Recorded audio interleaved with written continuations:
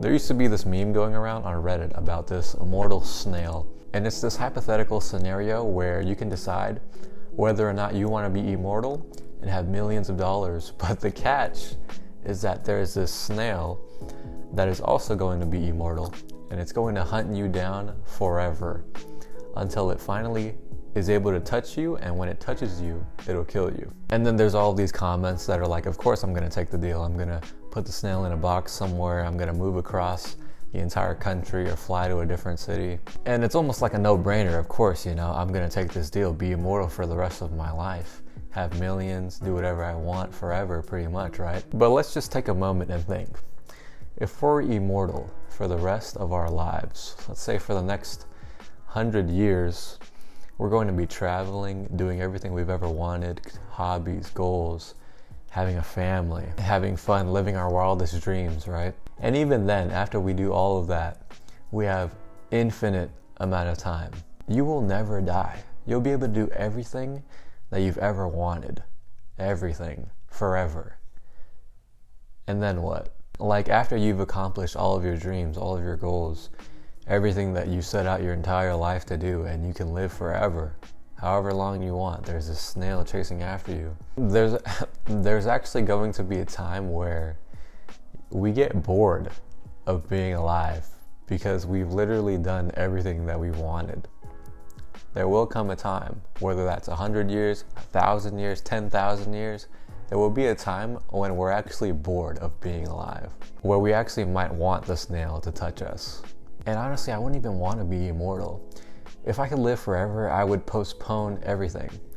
You'd be able to postpone everything. I feel like it almost takes the fun and the risk out of life. You would literally see generations of people you know pass away over and over again as you continue to live longer than everybody else. And in that moment, there really isn't much of a point in doing anything. Personally, I think it's kind of nice to know that there's an end to this, that the time that we have here is finite. And aside from all that, whether we choose to be immortal or not, there is a snail that is slowly creeping towards us. And eventually it's going to touch us.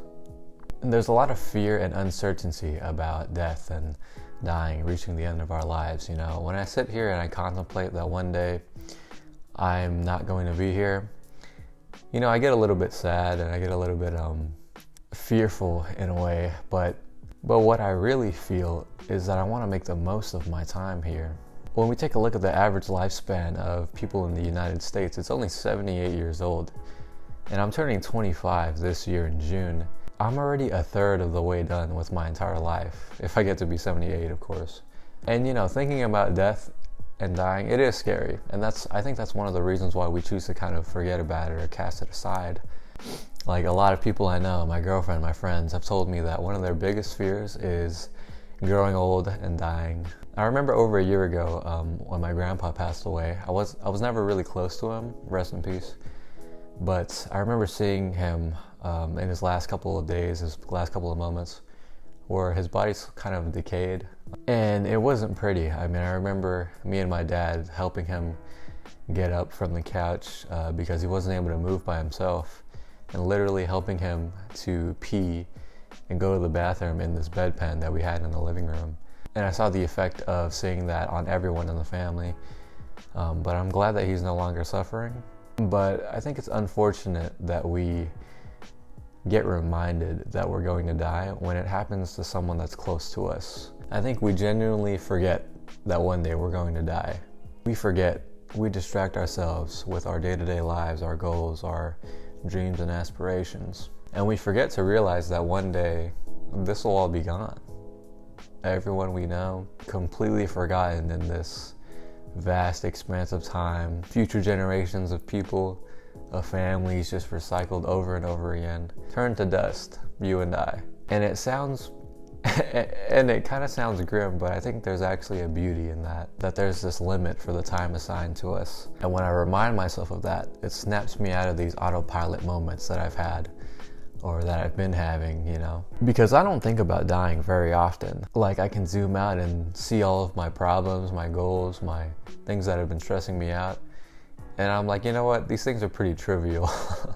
But that doesn't mean I'm going to stop doing things just because one day I'm going to die. It gives me motivation. It gives me a spark to enjoy the time that I have here, to snap me back out of that autopilot mode that we often go on occasionally. Like, I've had moments where I've been on autopilot for months, maybe even years, you know, where you kind of just let life dictate what happens to you, and you instead of like, you almost forget, or you kind of choose to ignore, you put it off to the side, what you really want to do with your life, the goals and the things that you really want to aspire to, or what you would actually rather spend time doing with your life. And I see this a lot with people in my life too, who are very close to me, or people that I love, you know.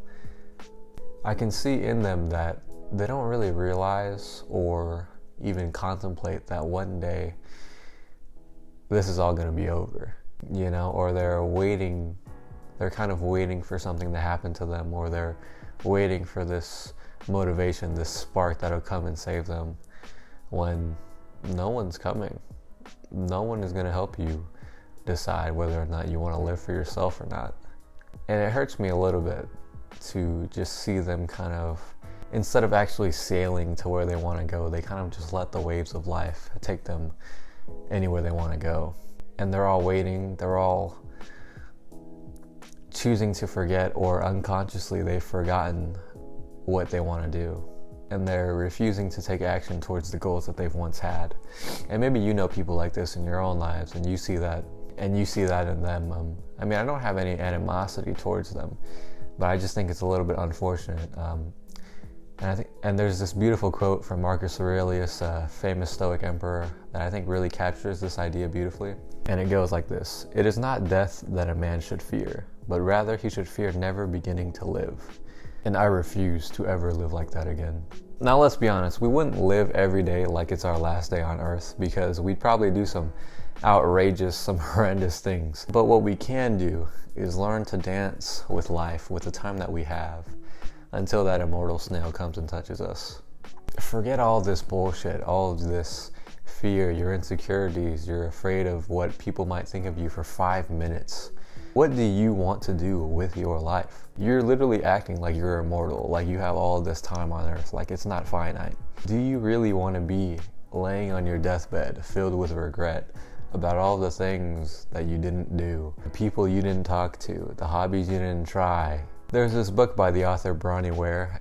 I think it's literally titled The 5 Regrets of People Dying or something like that. But the number one reason is I'd wish I'd had the courage to live a life true to myself, not the life others expected of me. Number 2 is I wish I hadn't worked so hard. 3 is I wish I had the courage to express my feelings. 4 is I wish I had stayed in touch with my friends. And lastly, I wish I had let myself be happier. These are the regrets of people that are dying.